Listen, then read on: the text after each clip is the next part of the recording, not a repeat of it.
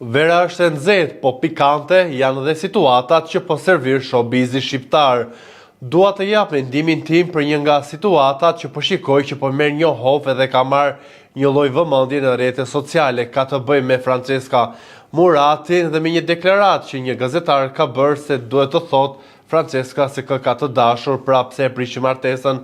Janë futur një deti që nuk besoj din t'ja dalin. Shikoj që flasin me kemi burime, pra nuk flasin me të vërteta dhe nuk i tregojnë emrat dhe nuk tregojnë rastet konkrete, por vetëm me aludime.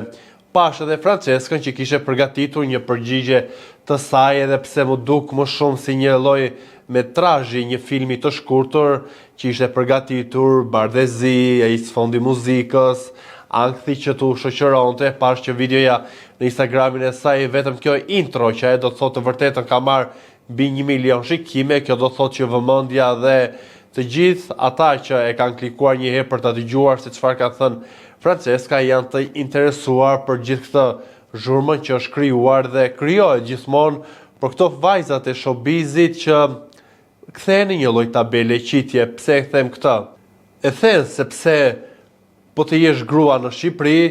nuk e justifikon dot pasurinë që ti ke. Në rastin e kundër, nëse ti je mashkull, askush nuk futet në ato listat dhe askush nuk të bën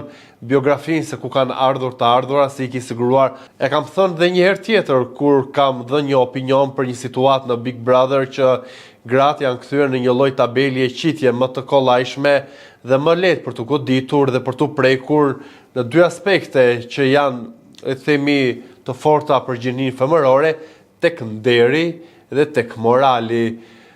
Sigurisht që situata me Franceskën nuk është, le të themi që mori zë apo nuk është se mori shkak tani, por kanë ardhur edhe nga një lloj lifestyle që Franceska që pas daljes së saj nga Big Brother, që nuk ishte personazh publik, por që mori një lloj vëmendje që pas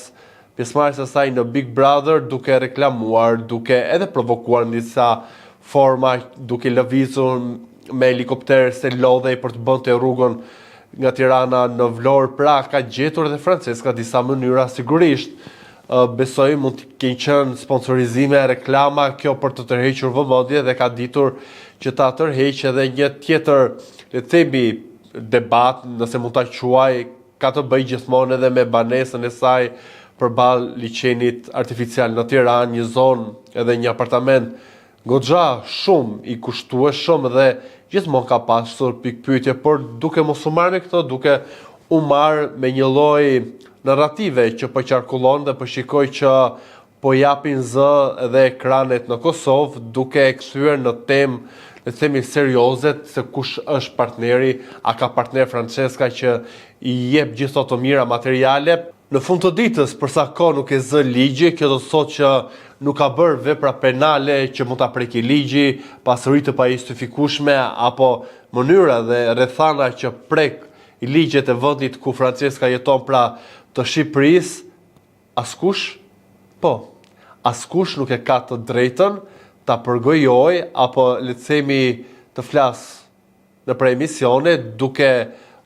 ekspozuar edhe duke e kthyer Franceskën si një lloj femre që u mbaka nga meshkuj, që gjithë të mirat që ajo reklamon i ka të dhuruara, i ka të atribuara dhe i ka fal qenies së një mashkulli në jetën e saj. Sigurisht që përsa kohë vetë Franceska nuk del edhe nuk e tregon se është kthyer si një lloj detyrimi ky i këtyre personazhëve që reklamojnë këtë jetën luksoze e të mirave materiale, por unë shpreha dhe mendoj që përsa kohë nuk prek ligjet e këtij vendi, nuk cënon rendin e këtij vendi, pra duke u mbështetur tek ligjet, ku t'i ha trapi mënyra se si ajo i ka bërë, pse duhet të kthehet gjithmonë një personazh publik në një lloj tabeli e qitje për t'u demaskuar dhe për t'u zhvlerësuar si femër, ndërkohë që jemi ne, po ata ku ndodh një vrasje, lëvizim një herë tastierën për të bërë një status, për të ushqyer këtë vendegjësimin, për të bërë suport ndaj gruas, ndaj femrës, edhe sa vjen rasti, gjithmonë gjejmë mënyra për ta goditur, për ta ulur, për ta kthyer në një objekt të pavlerë dhe në një objekt që merr frym vetëm se në krah ka dikë tjetër. Besoj që kjo narrativ duhet të marrë fund një herë mirë dhe secili ka të drejtën për të jetuar jetën ashtu si çdo, me çdo të mirë materiale, përsa kohë ja siguron vetja, ja siguron dikush tjetër, ja siguron një reklam, ja siguron një kompani, ja siguron një grup, ja siguron familja, cili do të drejqit ja siguroj, nuk besoj që është kjo rruga më e mirë për të bërë pis, apo për të treguar një lloj të vërtete e cilën e kam parë që thohet si gjysmake në për këto rrjete sociale, më së shumti ku lirshmëria për të folur edhe për të thënë gjëra si të shna ka qefi, pa një lloj meraku se mund të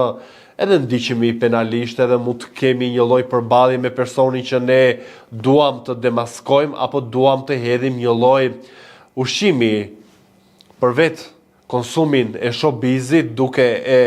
shënjestruar dhe duke e vënë në këtë rrethin që duhet të ja përgjigje, duhet të tregoj se me çfarë i ka bërë, kush ia siguron. Nëse i keni të gjitha këto informacionet, e mira është që edhe në këtë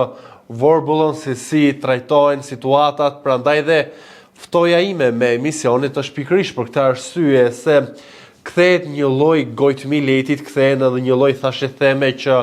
nuk kanë asnjë vlerë, nuk kanë asnjë lloj peshe, jo prish filani me fistëkon, jo po pinte këtu, po pinte atje,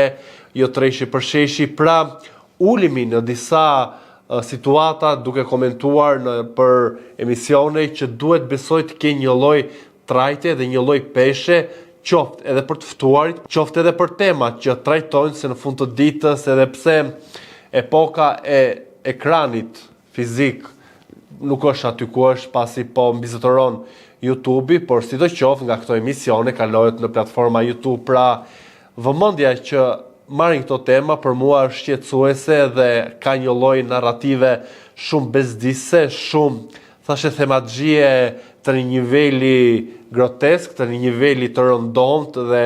këto kafet e lagjes besoj që nuk i shërbejnë askujt, përpose i shërbejnë personazhit që flitet, personazhit që komentohet, se fiton një lloj vëmendje, fiton një lloj rritje të vëmendjes dhe kjo gjë përkthehet pastaj në benefite e më pas me rakosin të tjerët, se ku i gjen Francesca, për edhe personazhe si ajo që e shfaqin jetën e luksit dhe jetën e mirë që bëjnë. Do doja të dija dhe mendimin tuaj se si shikoni këto